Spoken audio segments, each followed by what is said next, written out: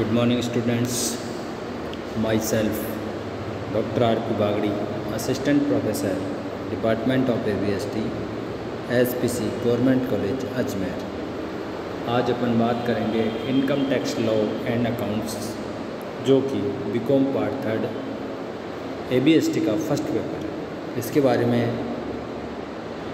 पहले भी अपन ने काफ़ी वीडियो में बात की है इससे संबंध में, और आज जो बात करेंगे वो करेंगे भविष्य निधियाँ एवं आयकर अधिनियम।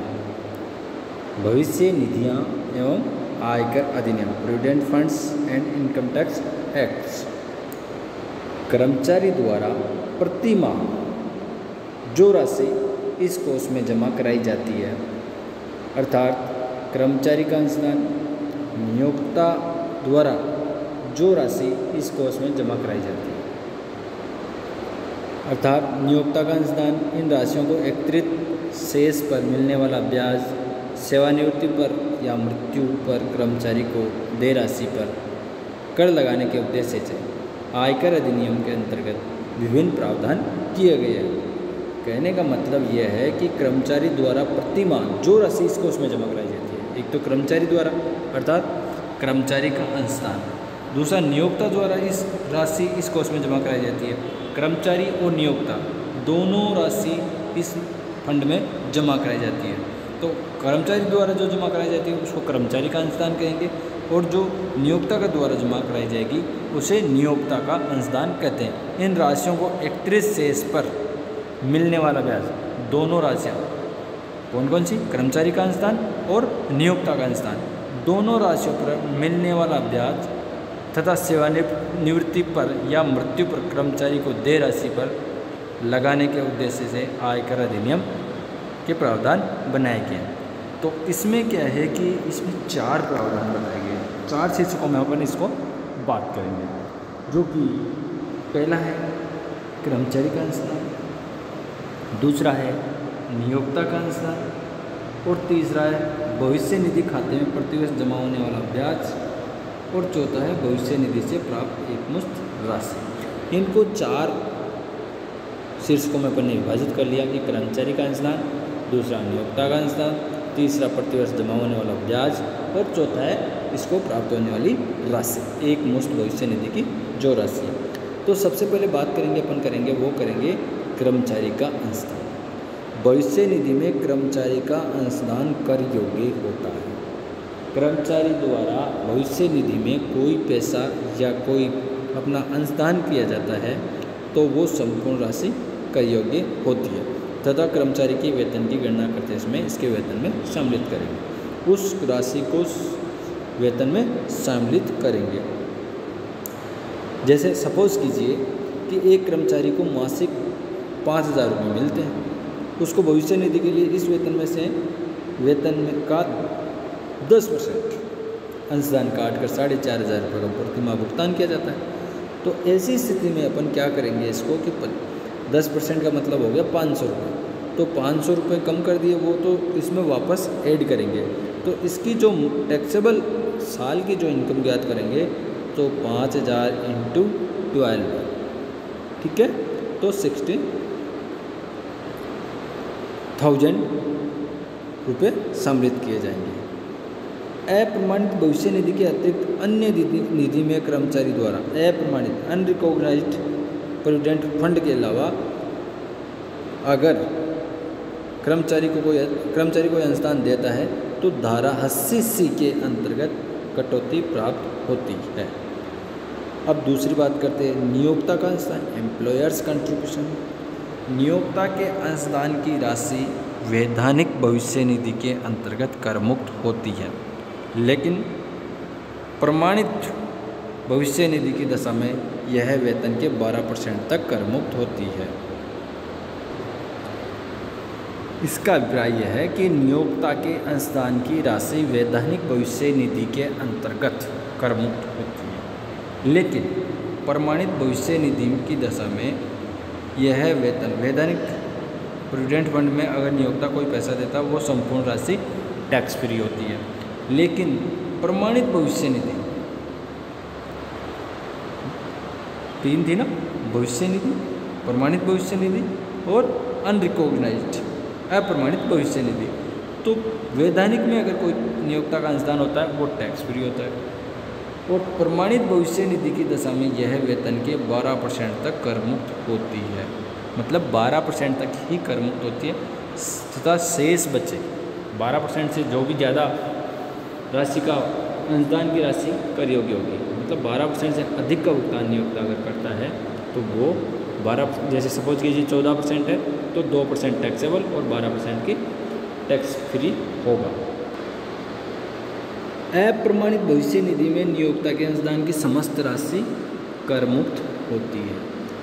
यहाँ वेतन से आशय मूल वेतन, बिक्री पर निश्चित प्रतिशत से प्राप्त कमीशन तथा महंगाई भत्ता यदि निवृत्त लाभों के लिए वेतन माना जाता है के योग से, मतलब वेतन से आशय वेतन में मूल वेतन जोड़ेंगे, बिक्री जोड़ेंगे, बिक्री पर जो निश्चित प्रतिशत मिलता है वो जोड़ेंगे, और महंगाई भत्ता अगर सेवानिवृत्त लाभों के अकॉर्डिंग है तो या वेतन माना जाता है तो इसको भी जोड़ देंगे। कहने का मतलब यह है मूल वेतन जोड़ेंगे और बिक्री पर कोई निश्चित प्रतिशत कमीशन है तो वो भी जोड़ेंगे, और महंगाई भत्ता अगर सेवा शर्तों के अनुसार इसको वेतन माना जाता है तो इसको भी जोड़ेंगे। जिस सेवानिवृत्ति लाभ की गणना करने हेतु वेतन माना जाता है। अब अपन बात करते हैं भविष्य निधि खाते में जमा होने वाला ब्याज। भविष्य निधि खाते पर ब्याज, भविष्य निधि जमा राशि पर interest credited into provident fund account. ठीक है, तो भविष्य निधि में जमा राशि पर प्रत्येक वर्ष ब्याज प्रदान किया जाता है, इंटरेस्ट दिया जाता है। वैधानिक भविष्य निधि एवं अप्रमाणित भविष्य निधि, वैधानिक भविष्य निधि और अप्रमाणित भविष्य निधि पर जमा ब्याज पूर्णतः कर मुक्त होता है।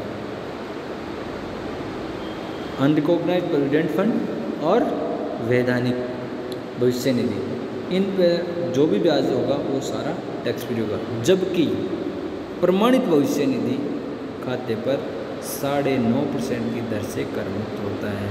यदि 9.5% से अधिक दर से प्रदान किया जाता है तो आधिक्य कर योग्य होता है। अब ब्याज की राशि कैसे निकालेंगे अपन?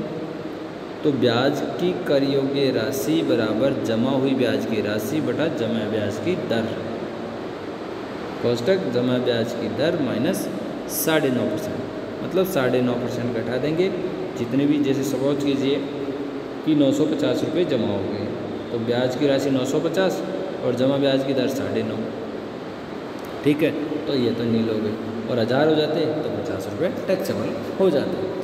इस प्रकार अपन बात करते हैं भविष्य निधि से प्राप्य एक मुश्त राशि भविष्य निधि खाते से lump sum amount received from PF provident fund accounts.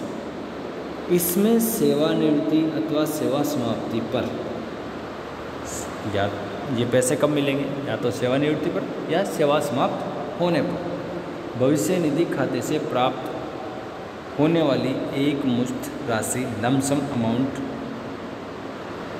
नियमानुसार कर मुक्त होगी। तो इसमें अपने पास 3 खाते थे, कौन सा?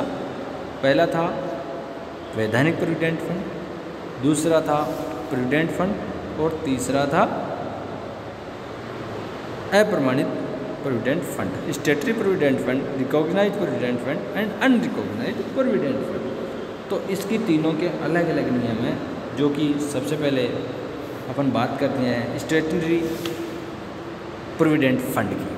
तो स्टेटरी प्रोविडेंट फंड में या वैधानिक भविष्य निधि से प्राप्त संपूर्ण राशि कर मुक्त होती है। स्टेटरी प्रोविडेंट फंड विधान द्वारा जो निर्मित होता है तो उससे जो राशि प्राप्त होती है वो राशि संपूर्ण टैक्स फ्री होती है। ठीक है, इसके बाद बात करते हैं प्रमाणित भविष्य निधि।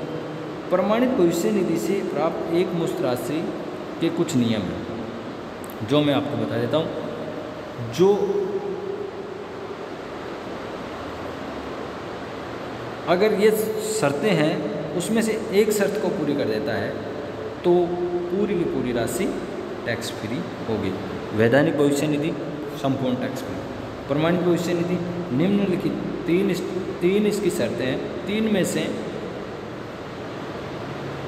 एक शर्त पूर्ति कर दे तो पूर्णतः राशि कर मुक्त होगी। वो 3 शर्तें कौन सी हैं? पहली, कर्मचारी ने अपने नियोक्ता के यहाँ नौकरी छोड़ने से पूर्व लगातार 5 वर्ष, कर्मचारी ने अपने नियोक्ता के यहाँ नौकरी छोड़ने से पूर्व लगातार 5 वर्ष या 5 वर्ष से अधिक अवधि तक नौकरी की। कहने का मतलब यह है कि नौकरी छोड़ने से पहले 5 वर्ष तक नौकरी लगातार होनी चाहिए। दूसरी, कर्मचारी ने 5 वर्ष तक लगातार नौकरी नहीं की हो परंतु उसकी सेवाएं किसी ऐसे कारण से समाप्त कर दी गई हो जो उसके स्वयं के नियंत्रण में नहीं है, जैसे अस्वस्थ, जैसे बीमार हो गया या अस्वस्थ हो गया, बीमार हो गया, दुर्घटना हो गई, नियोक्ता के व्यापार को संरक्षण या व्यापार बंद हो गया, तब अगर वो 5 वर्ष लगातार नौकरी नहीं की है तो कोई फर्क नहीं पड़ेगा, तब भी यह टैक्स फ्री होगा। तीसरी स्थिति है, कर्मचारी ने अपनी नौकरी छोड़ने के पश्चात किसी अन्य नियोक्ता के यहाँ नौकरी कर ली हो या उसके प्रमाणित भविष्य निधि के खाते का शेष अन्य नियोक्ता द्वारा रखे गए प्रमाणित भविष्य निधि खाते में हस्तांतरित कर दिया गया। कहने का मतलब यह है कि उसने वहाँ 5 साल नौकरी नहीं की, लेकिन जिस दिन उसने नौकरी छोड़ी उसी दिन या उसके बाद किसी दूसरे यहाँ नौकरी करने लग गया और जो पहले प्रोविडेंट फंड में जितनी राशि थी वो खाता ट्रांसफ़र कर दिया, उसी खाते में वो दोबारा पैसे डालने लग गया हो तो भी यह टैक्स फ्री होगी। ये तीनों स्थितियाँ, 3 स्थितियाँ। पहली स्थिति 5 वर्ष लगातार सर्विस किया गया हो, 5 वर्ष नहीं किया गया हो तो बीच में जो नौकरी छोड़ी उनका कारण अस्वस्थता, बीमार या दुर्घटना या नियोक्ता का व्यापार छोटा हो जाना हो, मतलब उसके खुद के कंट्रोल में नहीं हो, ये हो सकती है। या तीसरी स्थिति, कर्मचारी ने अपनी नौकरी छोड़ दी 5 साल में लेकिन उसने कहीं दूसरे नियोक्ता के यहाँ नौकरी प्राप्त की और उसी प्रमाणित भविष्य निधि के खाते को शेष को ट्रांसफ़र कर लिया हो तो यह भी राशि टैक्स फ्री होगी। वैधानिक भविष्य निधि संपूर्ण टैक्स फ्री हुई। प्रमाणित भविष्य निधि, ये 3 शर्तें अगर तीनों शर्तों में से कोई सी भी एक पूरी कर दे तो टैक्स फ्री होगी। अब इसका स्पष्टीकरण मैं आपको बता देता हूँ। यदि प्रमाणित भविष्य निधि की एकत्रित शेष को केवल कुछ भाग ही अन्य नियोक्ता के यहाँ स्थानांतरित किया जाता है तो ऐसी दशा में, सपोज कीजिए कि कुछ ही राशि स्थानांतरण की है दूसरे के यहाँ, तो ऐसी दशा में ऐसे स्थानांतरित राशि तो करमुक्त होगी तथा शेष प्राप्त की गई है राशि तभी करमुक्त होगी जबकि वह उपयुक्त कै और ख के अंतर्गत करमुक्त होता है। सपोज कीजिए कि वो उसमें से 5 लाख रुपए भविष्य निधि में थे, कुछ रुपए तो उसने ट्रांसफ़र कर दिए, वो तो टैक्स फ्री होंगे ही होंगे, और कुछ राशि उसने नगद प्राप्त कर ली लेकिन उसने 5 साल तक वहाँ पर नौकरी प्राप्त कर ली हो या फिर 5 साल तक नहीं की है, बीच में छूटी है या तो उसके बस में नहीं हो, मतलब उसके नियंत्रण में नहीं था इसलिए उसने नौकरी छोड़ी हो, बीच में नौकरी छोड़ी हो, तब यह राशि करमुक्त होगी। ये धारा 10(12) कहती है। दूसरी, उपयुक्त प्रयोजनार्थ 5 वर्ष की अवधि की गणना करने हेतु कर्मचारी द्वारा सभी नियोक्ताओं के यहाँ की गई सेवाओं की अवधि को जोड़ा जाएगा। यदि कर्मचारी ने एक नियोक्ता को छोड़कर दूसरे नियोक्ता के यहाँ सेवा करने पर उसका प्रमाणित भविष्य निधि खाता भी नए नियोक्ता के यहाँ स्थानांतरित करवाया हो, मतलब 5 साल में उसने खूब नौकरियाँ चेंज की हो लेकिन उसने जो प्रोविडेंट फंड में जो राशि डाली है और वो राशि सब जगह ट्रांसफ़र होती हुई है, मतलब वही खाता ट्रांसफ़र करवाता गया है तो यह टैक्स फ्री होगी। यदि कर्मचारी द्वारा प्रमाणित भविष्य निधि से प्राप्त एक मुश्त राशि उपयुक्त नियमों के अंतर्गत पूर्णतः कर मुक्त नहीं होती है तो इस प्रकार प्राप्त एक मुश्त राशि में सम्मिलित नियोक्ता का अंशदान एवं नियोक्ता के अंशदान से संबंधित ब्याज की राशि वेतन शीर्षक में आय में शामिल की जाएगी। यदि कर्मचारी प्रमाणित भविष्य निधि से प्राप्त एक मुश्त राशि उपयुक्त नियोग के अंतर्गत पूर्णतः कर मुक्त नहीं होती है, मतलब प्रमाणित भविष्य निधि से उसको पैसा मिल रहा है, वो ना तो 5 साल सर्विस कर रहा है, ना ही वो ट्रांसफ़र कर रहा है और ना ही वो नौकरी छोड़ने के पश्चात स्थानांतरित करता है, तो ये संपूर्ण राशि टैक्सेबल होगी तो संबंधित वेतन शीर्षक में आय में शामिल की जाएगी। संपूर्ण राशि वेतन शीर्षक की आय में शामिल की जाएगी, शामिल की जाएगी तथा शेष राशि में से कर्मचारी के स्वयं के अंशदान की राशि पूर्णतः करमुक्त होगी। कर्मचारी के, क्योंकि कर्मचारी ने पहले ही उस पर टैक्स दे दिया है इसलिए खुद का हिस्सा तो टैक्स फ्री होगा और नियोक्ता का जो हिस्सा है वो राशि टैक्सेबल होगी। इसके बाद बात करते हैं अपन तीसरी स्थिति, अप्रमाणित भविष्य निधि। अप्रमाणित भविष्य निधि से प्राप्त एक मुश्त राशि में सम्मिलित नियोक्ता का अंशदान एवं उसके अंशदान पर ब्याज की राशि का योग वेतन शीर्षक में कर योग्य होगा।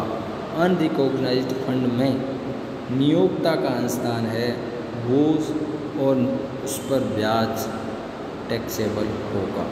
शेष बची हुई राशि से कर्मचारी का अंशदान पूर्णतः कर मुक्त होता है, जबकि उसके अंशदान पर प्राप्त ब्याज की राशि अन्य साधनों से आय में कर योग्य होगी।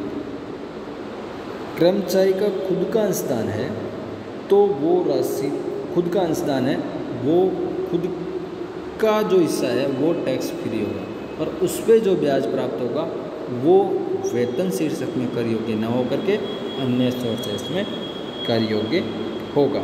और अप्रमाणित भविष्य निधि में नियोक्ता का जो अंशदान है और उसमें ब्याज राशि है वो संपूर्ण राशि कर योग्य होगी। Thank you.